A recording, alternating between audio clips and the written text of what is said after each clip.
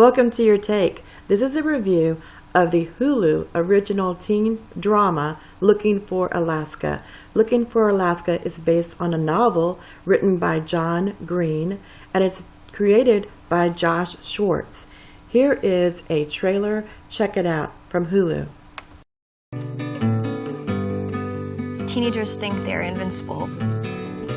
Don't you know that I'll be around you? They don't know how right they are.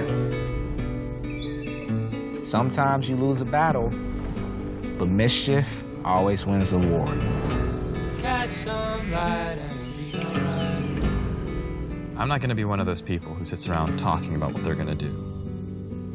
I'm just going to do it. Gonna tonight and be alright. I go to seek a great perhaps. Catch some That's why I'm going. light and be alright. I start seeking a great perhaps.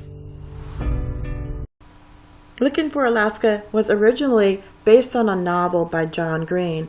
John Green wrote this as a love letter to his past, and it tells the story of these 4 students at a boarding school.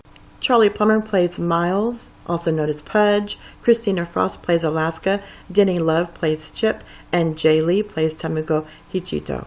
In this next clip, I want you to listen to John Green's YouTube vlog where he describes why he wrote Looking for Alaska and what he hoped to achieve by writing this wonderful novel.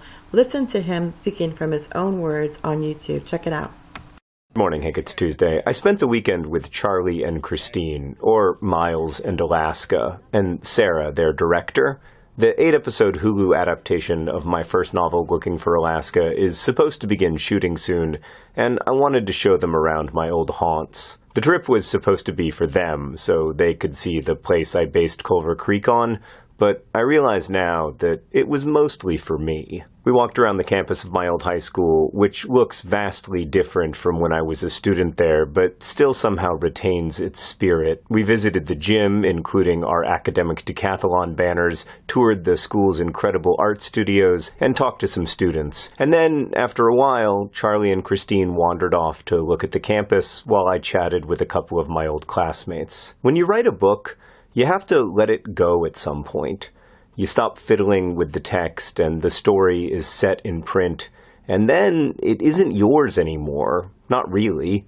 It belongs to the people who read it, which is a wonderful and painful surrender. But Looking for Alaska was always different for me, partly because the book is about a kid from Florida who goes to a boarding school in Alabama, and I was a kid from Florida who went to a boarding school in Alabama. The story's fictional, but I was only 23 when I started writing it, and of course I saw myself in Miles, and in the other characters too. Alaska's self-destructive impulses were mine, the Colonel's fits of rage were mine, and since the story was published, I've often worried that I left too much exposed. The truth is, I wrote the book because I wanted to go home, by which I mean the fall of 1993, smoking cigarettes under this bridge with people I loved who loved me.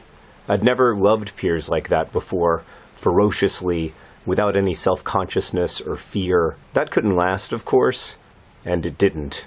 As the graffitied Walt Whitman quote puts it so succinctly, "These are the days that must happen to you." And after, you can go back to the smoking hole and its beautiful graffiti, but you can't be home again. And so I wrote the book to attempt time travel. What if I could go into the past, imagine things differently, make different choices?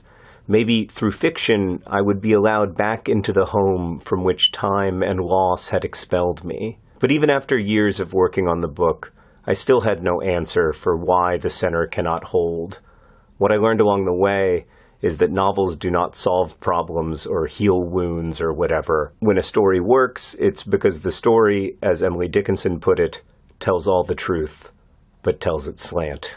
Because I've failed so spectacularly at letting go of this book, I've often felt like I was carrying Miles and Alaska around with me these last 15 years, which has been lovely at times and at other times very difficult. But as I watched Christine and Charlie walking away from me that afternoon, I felt that Miles and Alaska were also walking away, off to explore Culver Creek together. and I felt myself letting go at last. Charlie and Christine are both so passionate and generous and kind, and in many ways, they know Alaska and Miles better than I do. With Sarah and the rest of the people working on the show, they're building home together, and I don't feel envious or possessive.